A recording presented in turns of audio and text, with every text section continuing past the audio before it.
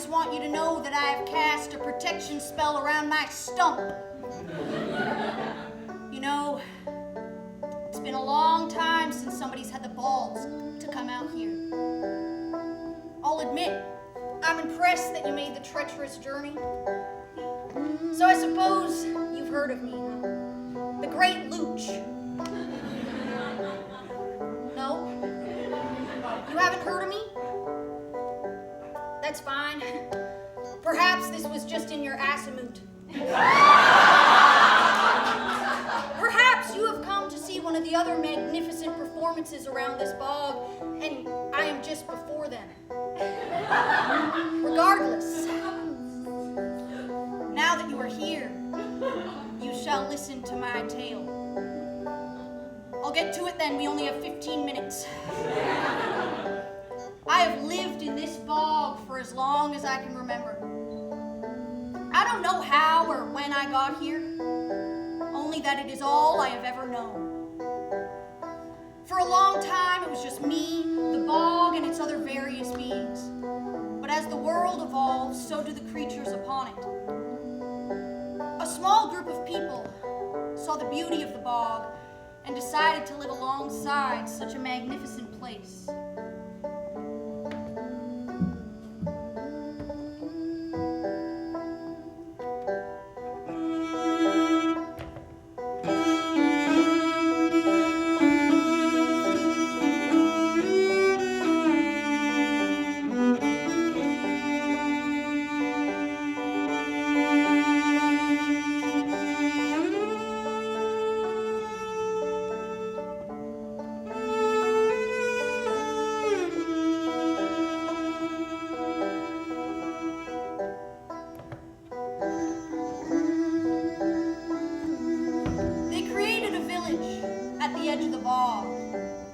And I began to grow close with one of the villagers, Elizabeth.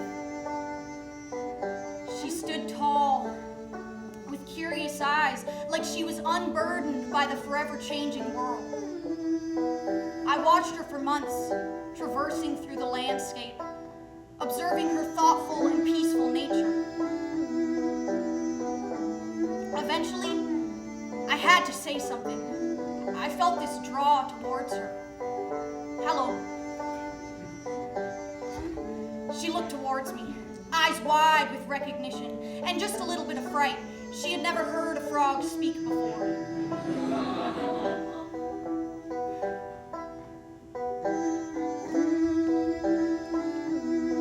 Are you Looch, the guardian of this bog?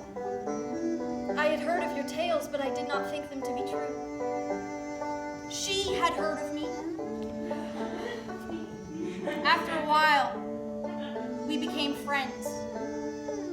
We shared in this theory that Mother Earth spends so much energy creating that she doesn't have the time to experience it for herself, and that's why we are here.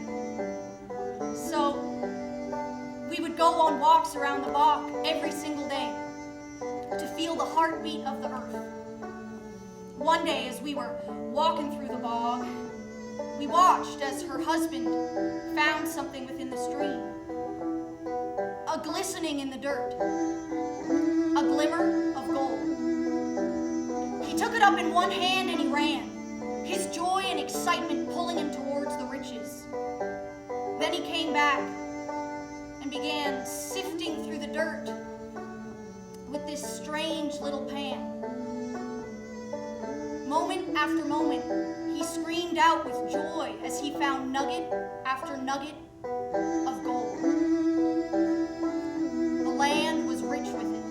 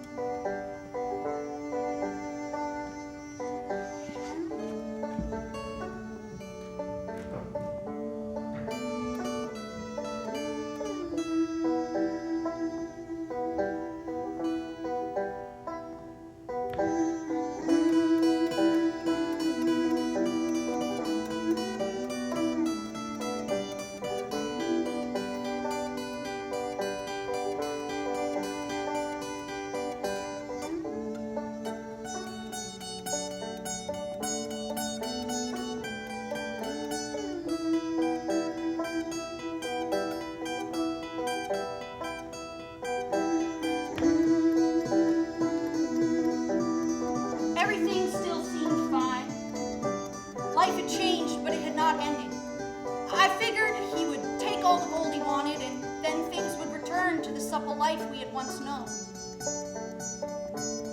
But I was naive. I watched as in the blink of an eye, the once small bog turned into a bustling town, filled with men longing for the wealth of the land. You see, Elizabeth's husband had spread the word of gold like an infection. The people around here no longer saw the beauty in the trees and the reeds, rather what was shining beneath them.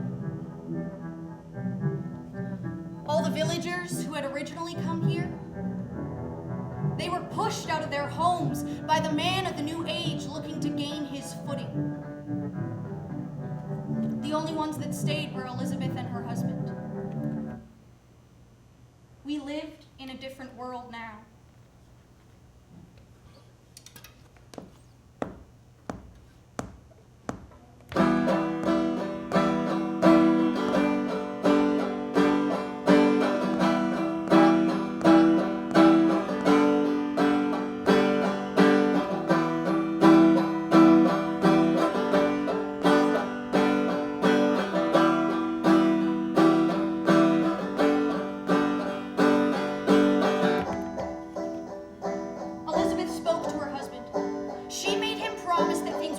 Get out of hand, and he told her it wouldn't.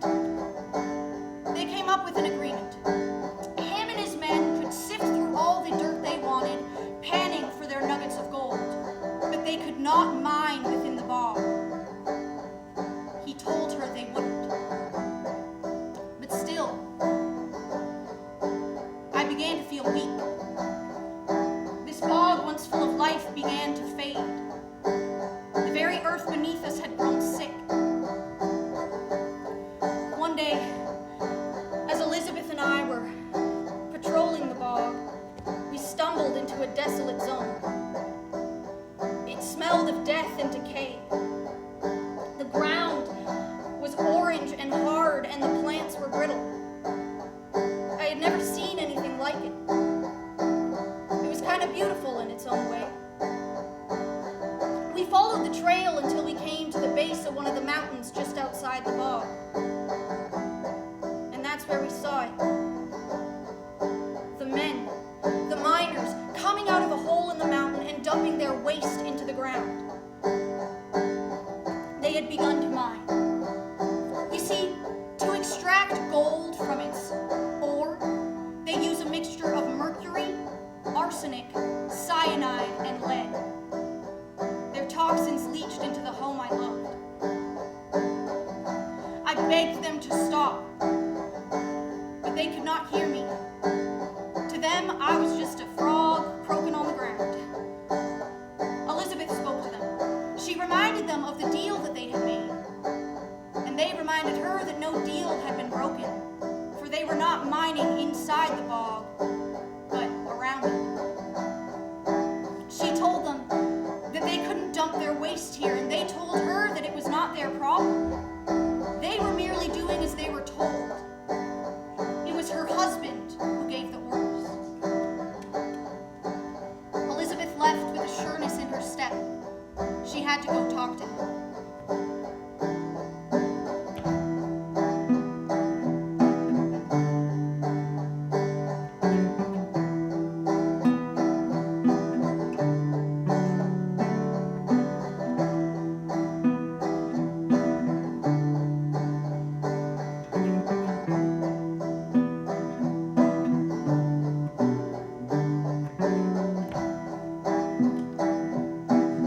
She told her husband how the land began to fade because of their abuse. She told him that if they did not change their ways, the land would die, and with it they too would wither. But her words fell on deaf ears. You see, her husband had brought so many men to this land, lured them here with the promise of gold, and he did not want to leave them empty-handed. They had families to take care of too. But at what cost? After that, it only got worse. The miners grew sick with power.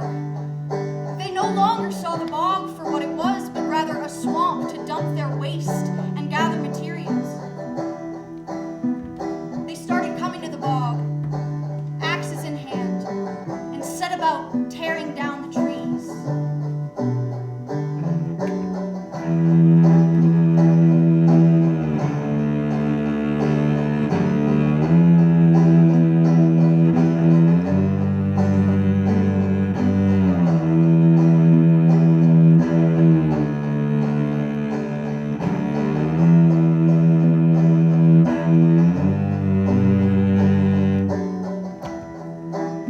The trees trembled as the miners chopped them down, their roots exposed and gasping for air. I hid in the shadows as the horrors fell. I was not brave enough to stop them. I croaked in sorrow, but no one heard me, not even Elizabeth.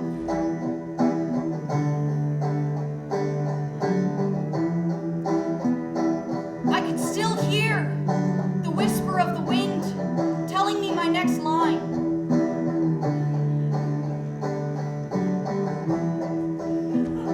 I began flickering in and out of consciousness. Thank you. Thank you, wind. I began flickering in and out of consciousness, kept alive to watch the men stare at the very life of the bog fade before their eyes. I could see that they were hurting, but they did not want to accept the part that they played. They did not want to acknowledge that their greed and abuse led to this destruction. So they ran away from their guilt. They packed up their things and left to find a new home to usurp.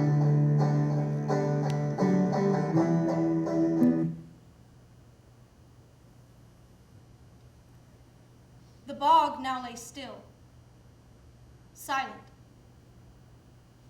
It was like a piece of me was ripped away. This bog was all I knew, and now, nothing. The air grew heavy, still, swallowed by the death of something so old. The trees lay like hollow shells of what they once were, and the reeds no longer sang. I tried to hold on, but I was not strong enough for this battle. Everything went dark. I was gone. Now, this next part of the tale I didn't actually see because I was dead. However, I came to know it later, as you shall too. Elizabeth ran in. She saw my lifeless frog body on the ground, and she picked me up. She whispered something to me, to the bog, but there was no response, for we had already slipped away. Her eyes hollow with grief, she began wading into the murky orange water. She started to choke and burn on its contents, but she was not afraid. She dissolved into the very essence of the bog. The water from where she stepped began to ripple and clear. Her sacrifice binding her soul to the land forever.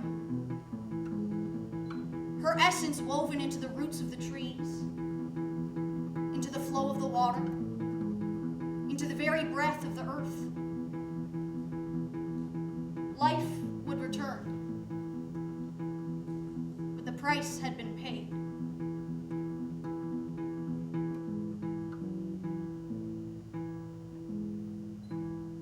With a sudden gasp, I arose once again. I felt my heartbeat return, air in my lungs. I watched as the bog reignited with life. The trees grew again, and the reeds renewed their whispers. It was weak, but it was there. There was a pang in my mind. All of Elizabeth's memories flooded my consciousness. She flowed through me, and I with her. Though the magic of the bog is weaker, it is no less important. still here, on my stump, watching the world change, waiting to tell this tale to anyone willing to listen. To you.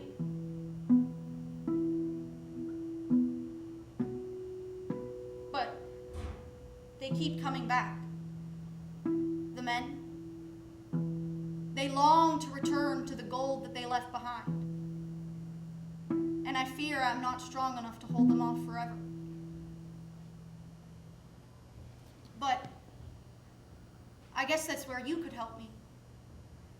We could cast a spell together, and we could tell them about what the world they're creating, what it does to us. Let me just build the base of my spell.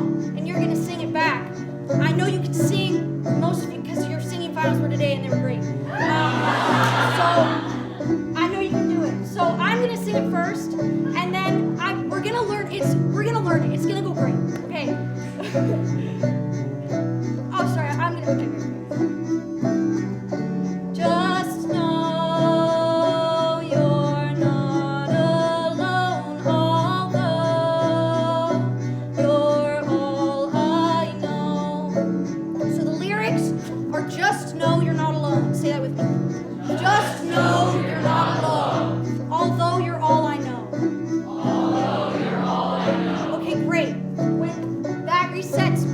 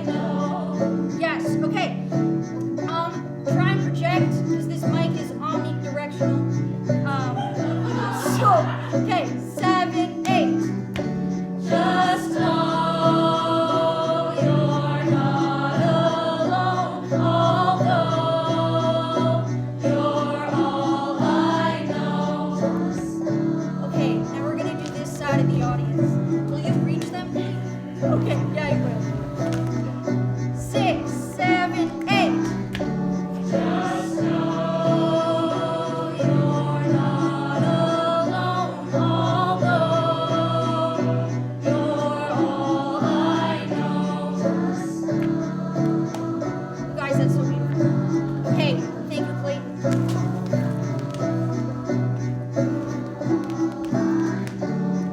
I promise I'm gonna bring you guys back, but I swear it's coming.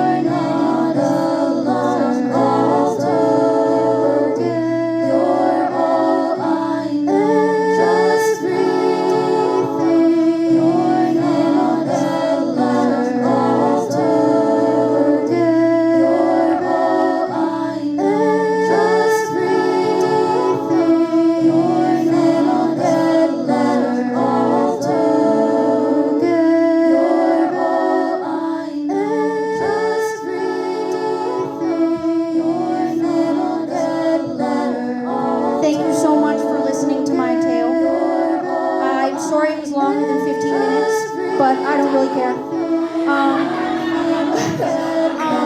I hope you enjoy the other magnificent performances that are in this bog tonight.